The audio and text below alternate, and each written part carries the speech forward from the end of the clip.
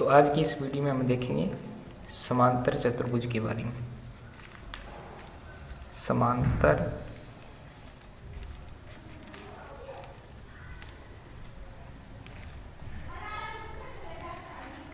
चतुर्भुज के बारे में। तो सबसे पहले हम इसकी परिभाषा देख लेते हैं। समांतर चतुर्भुज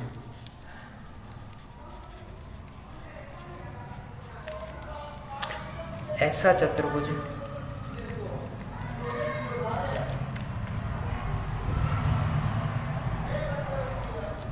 चतुर्भुज जिसकी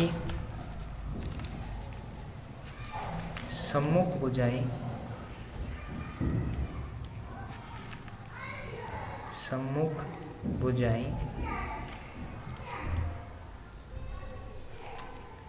बराबर हो, जिसकी सम्मुख भुजाएं बराबर हो तथा समांतर हो, क्या कहलाता है? समांतर चतुर्भुज कहलाता है। अब हम इसका डायग्राम ड्रॉ करते हैं। ये दो भुजाएं ये दो भुजाएं समांतर हैं। इसको हम एक नाम दे देते हैं ए बी सी डी। भुजा ए डी और बी सी समांतर है और इनकी लंबाई यानी इनकी लंबाई भी बराबर है। ये भुजा भी बी है और ये भुजा भी, और ये दोनों समांतर है। अब हम सबसे पहले इसका परिमाप देखते हैं।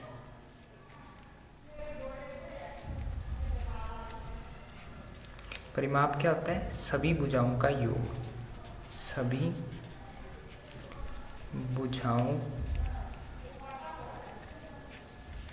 का योग। इसकी जो भी भुजाएं हैं उन सभी भुजाओं का योग। यहाँ पे हमारे पास भुजा कौन सी है? ए है, भुजा बी है, और ये भी ए हो गई और ये भी बी हो गई। तो ए और ए 2a और बी मिलकर 2b।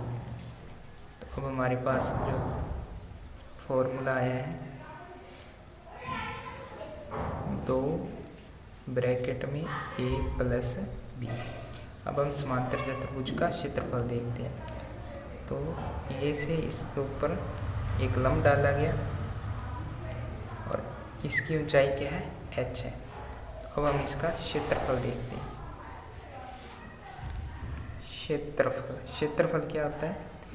अगर हमें समांतर चतुर्भुज के अंदर अगर हमें कलर करना हो यहाँ पे, तो उसके लिए हम क्षेत्रफल का यूज करते हैं। कुछ हो गया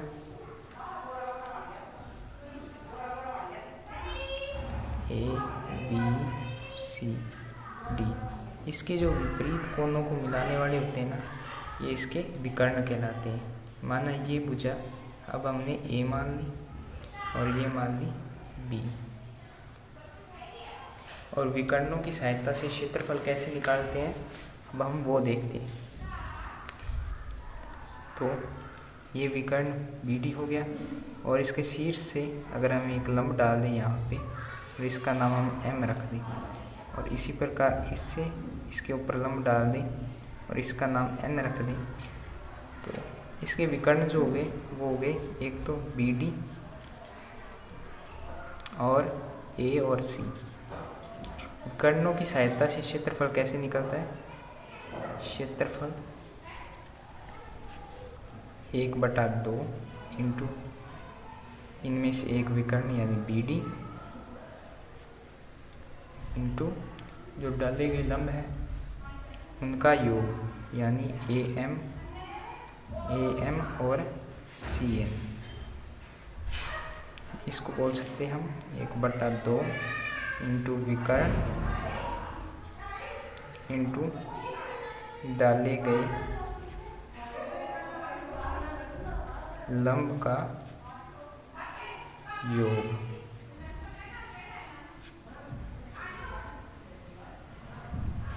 थैंक्स फॉर वॉचिंग।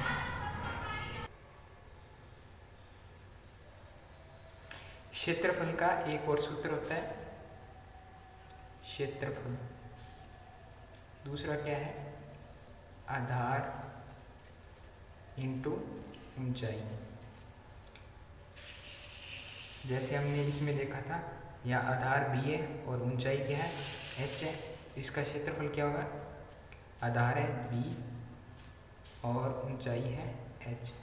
तो इसका एक और क्षेत्रफल का सूत्र था आधार इंटू ऊंचाई।